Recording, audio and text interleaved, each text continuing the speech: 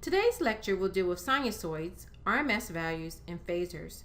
At the conclusion of today's lecture, a student should be able to clearly explain and write formulas for the RMS and average value for a periodic signal, be able to convert between sinusoids and phasors in angle, rectangular, and polar form, and be able to perform phasor addition, subtraction, multiplication, and addition, and be able to calculate the RMS value and average value given a waveform. It is very important that you have a calculator that does complex numbers for today's lecture. Any calculator of TI-83 or higher should be okay. If you're not sure how to do complex math in your calculator, please review some of the tutorials loaded to the Moodle course website.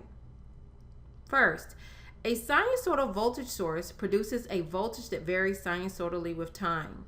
If you think about what we've done in class up to this point, so far in class, everything we've done has had DC conditions or a constant current or constant voltage source.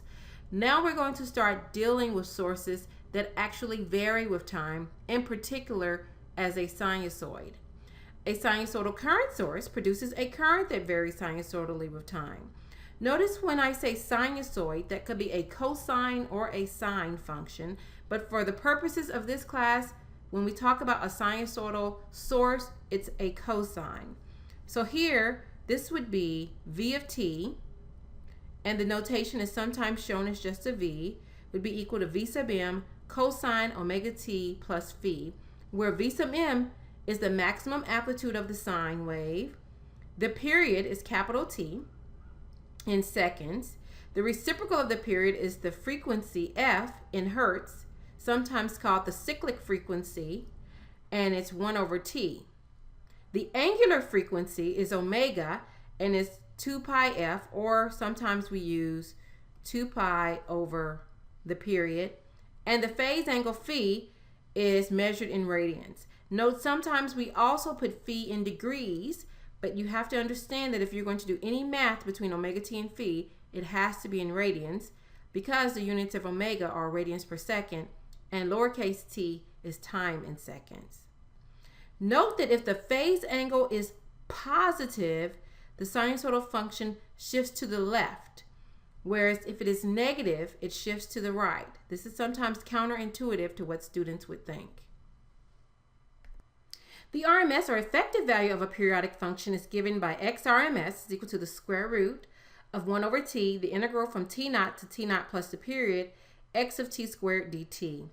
Many times students ask me what's the purpose of the RMS value, and what I tell them is in this lecture we learn how to find it, and in subsequent lectures on complex power we learn what it's used for.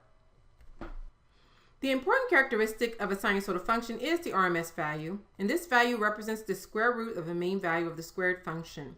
So using the prior equation, this becomes VRMS is equal to the square root of 1 over t integrated over 1 period Vm squared cosine squared omega t plus phi dt.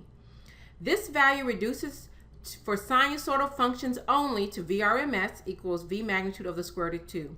It's very important to remember that this is only true for sinusoids. Because this is so much simpler than the original formula, students sometimes like to use this for every type of waveform, and it just does not work.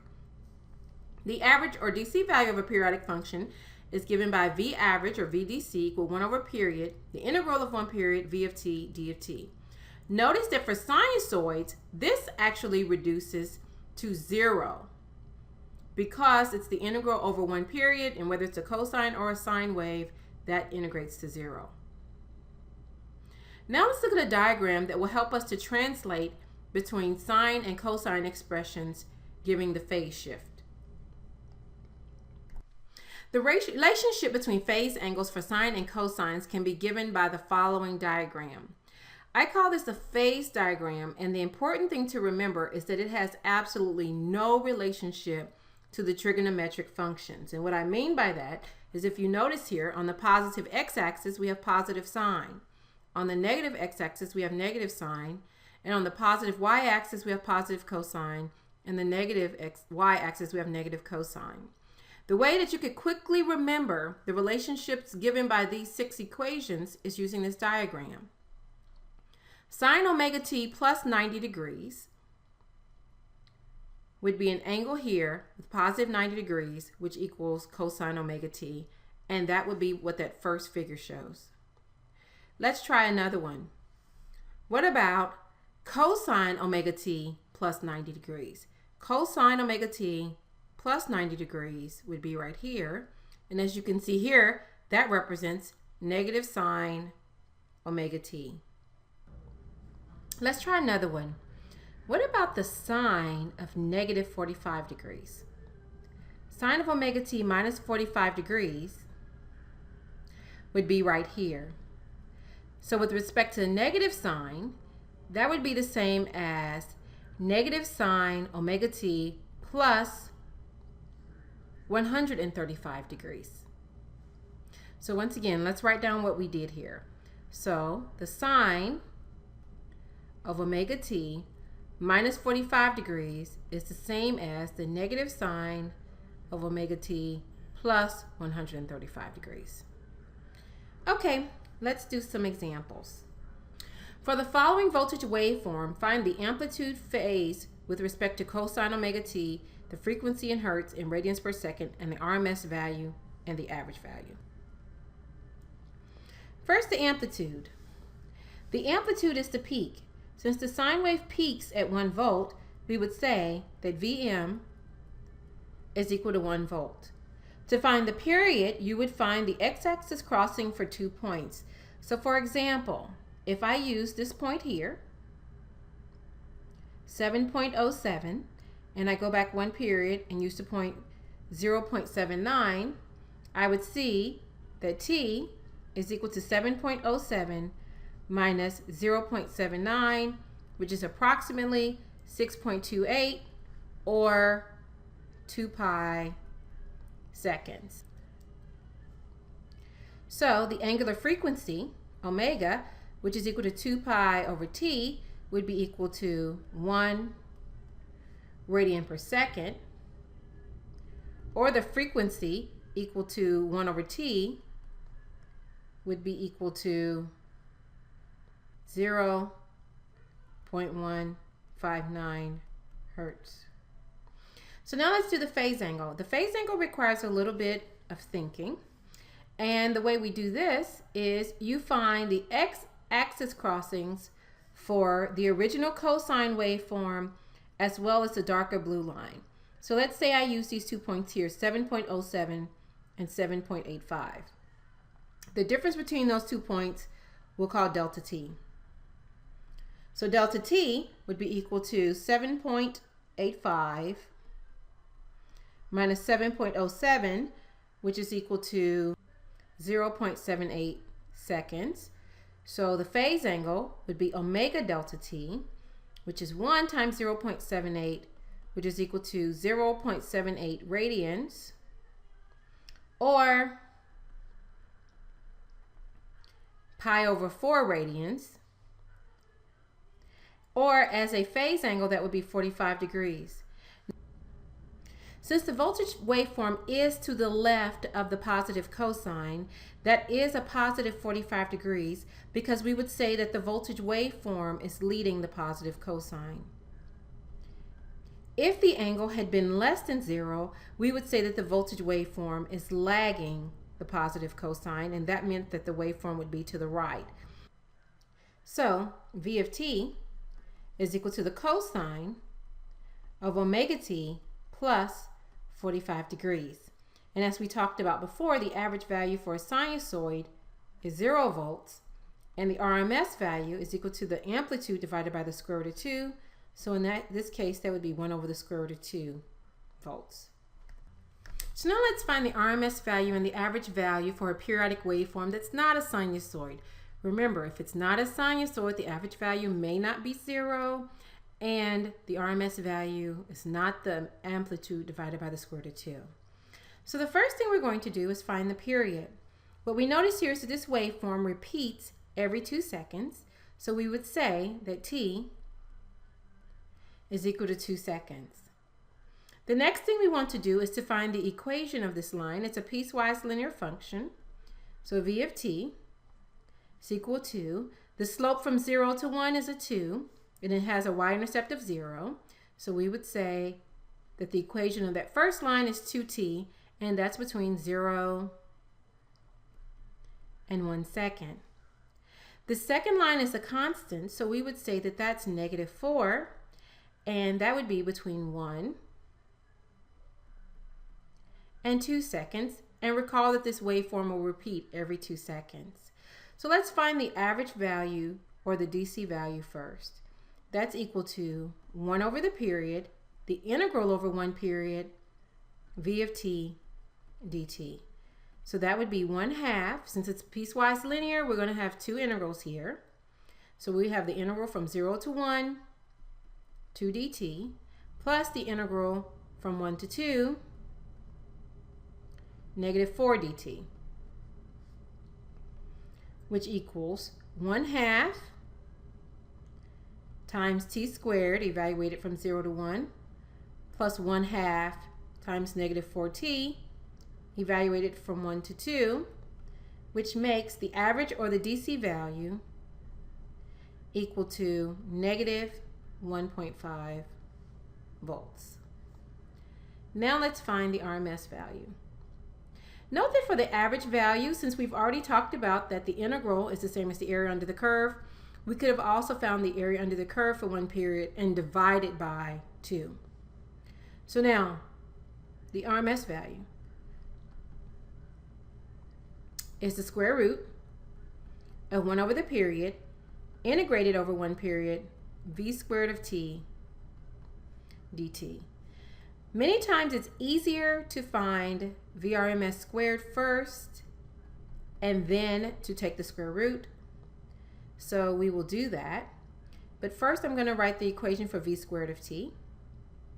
So 2t squared is 4t squared, and that's going to be between 0 and 1 second. -4 squared is 16, and that will be between 1 and 2 seconds. So VRMS squared is 1 over the period times the quantity, piecewise function again, the integral from 0 to 1, 4t squared dt, plus the integral from 1 to 2, 16 dt.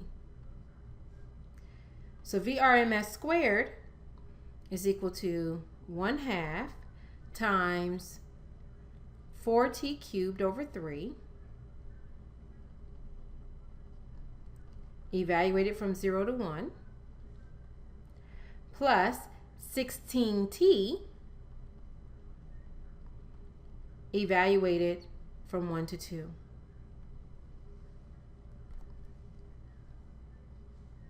Which is equal to 8.67. So VRMS is the square root of that number. So VRMS is 2.94 volts. The response of an electric circuit to a sinusoidal source has two components, the transient and the steady state responses. The transient response of a circuit is the voltage or current that becomes smaller as time elapses. Or another way to think about it, it's the part that dies off with time. The steady state response is the voltage or current that exists as long as the source continues to supply the sinusoidal voltage or current. So if I made a quick sketch of what this looked like, what you would have is a waveform that starts out at some value and then at some point it starts to oscillate at some regular frequency and amplitude.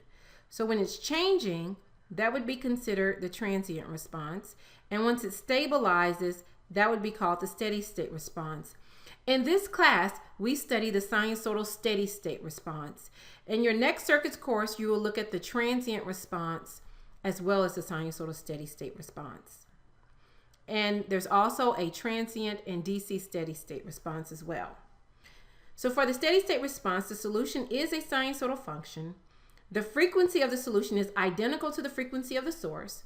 The maximum amplitude of the solution is typically different from the amplitude of the source, and the phase angle of the solution is different from the phase angle of the source. The phasor is a complex number that carries the amplitude and the phase angle information for a sinusoidal function, because these are the key values that change. And so using phasor analysis, we can get the answer because it carries the amplitude and the phase angle. This is based upon Euler's identity, which states that e to the plus or minus j theta is equal to the cosine of theta plus or minus j sine theta. So the real part of that expression is the cosine. So the cosine of theta is the real part of e plus or minus j theta.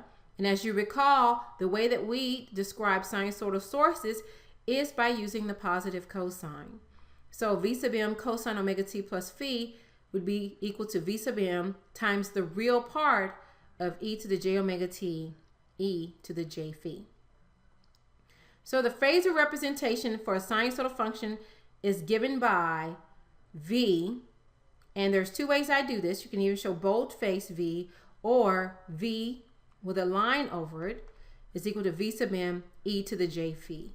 And this is actually phasor form and exponential form, and we will look at a couple of others as well. This converts the sinusoidal function from the time domain to the complex number domain, which I sometimes also call the phasor domain.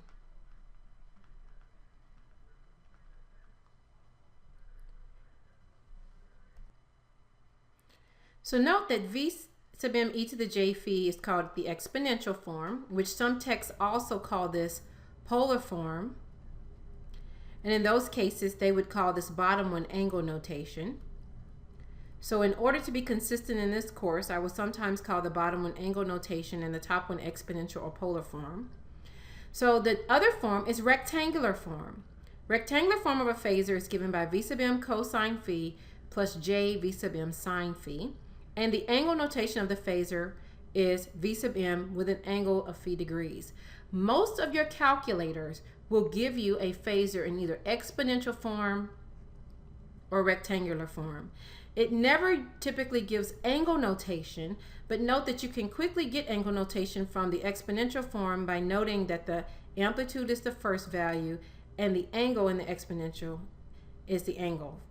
Now sometimes the calculator will give you this value in radians per second or degrees. It may depend upon the mode the calculator is in. Once again, I highly encourage you to look at the tutorials I have provided in the Moodle course website for using your calculator to calculate complex numbers. So a phasor is really nothing more than a vector, where the amplitude of the cosine is the magnitude and the phase of the cosine is the direction of that vector. So if you look at a sketch of a phasor, what you'll have is the real part v sub m cosine phi, the imaginary part v sub m sine phi, or in terms of the magnitude, the length of that vector is v sub m, and the angle with respect to the positive real axis is the angle phi. So using this relationship, you can do conversions between the polar, rectangular, and exponential forms. So now let's do some phasor math. Notice on this page we have multiplication, division, addition, and subtraction. The first thing we should notice is that it is easier to do addition and subtraction if you express complex numbers in rectangular form. It is easier to do multiplication and division if you express complex numbers in polar form or exponential form. So here we have the multiplication of 7 with an angle of 130 degrees times 4 with an angle of 10 degrees. So the result would be V is equal to 7 times 4 with an angle of, you add the angles, 130 degrees plus 10 degrees, which equals 28 with an angle of 140 degrees. And the units are in volts. As a sinusoid, we would write this as 28 cosine, we use omega since we don't know the frequency, omega t plus 140 degrees, and the units are volts. In exponential form, it would be 28 e to the j, 140 pi over 180 volts. Now let's try a division problem. So we would have V is equal to 7 divided by 4 with an angle, and now you subtract the argument, so you would have 130 degrees minus 10 degrees, which equals 1.75 with an angle of 120 degrees, and the units are volts. So as a sinusoid, we would have V of t is 1.75 cosine omega t plus 120 degrees. In polar form, we would have V is equal to 1.75 e to the j 120 pi over 180, and the units are volts. So now let's look at one that's written in terms of the complex numbers as opposed to the time domain sinusoid. So here, note that j is an imaginary number, which means that j squared is equal to -1. Typically in math classes, you use I to represent an imaginary number, but we don't use I in circuits courses because I is for current. So what would happen is this phasor would be written as I is equal to J5 plus 12. Notice it's plus 12 because J times -12J would be -12J squared, a positive 12. We could write 10 angle 30 degrees as plus 8.66 plus J7, and the units are milliamps. So by collecting like terms in rectangular form, this would be 20.66 plus J10 milliamps. In polar form or exponential form, this would be 22.95 with an angle of 25.83 degrees, and the units are milliamps. Note that you can do the conversion, or you can do this in your calculator. I would recommend you learn how to go from rectangular to polar form and vice versa in your calculator. If you can't figure that out, note that you can get 22.95 by finding the square root of 20.66 squared plus 10 squared, which is 22.95. And to get 25.83 degrees, you would find the arctangent of 10 over 20.66, which is 25.83 degrees. In this final example, we have addition. V equals -7 sine of 10t plus 40 degrees plus 4 cosine 10t plus 10 degrees, and the units are volts. So now recall that we express phasors in terms of the positive cosine. So although 4 cosine 10t plus 10 degrees looks great, we need to find a way to write -7 sine 10t plus 40 degrees in terms of the positive cosine. So the way that we do that is we use the Phasor diagram that we discussed earlier,